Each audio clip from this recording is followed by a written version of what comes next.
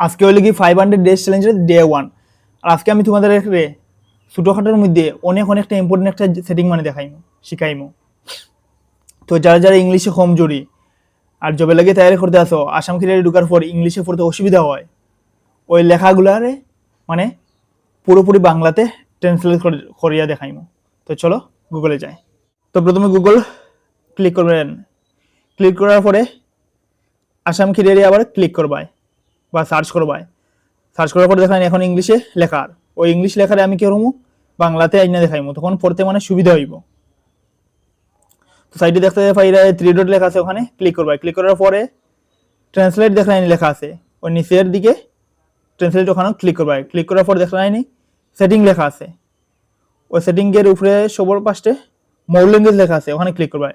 Click করার পর নিচের দিকে যাইবাই, ওখানে মানে বেঙ্গলি লেখা থাকবো, ওখানে ক্লিক করবাই।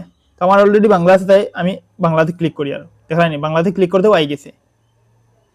এখন এখানে পড়তে কত সুবিধা হইব, যে কোনো জিনিস মানে বুঝতে পারবা ঠিক মতো। তো ভিডিওটা ভালো লাগলে লাইক কমেন্ট অ্যান্ড শেয়ার করে নিবা। ওকে, ধন্যবাদ।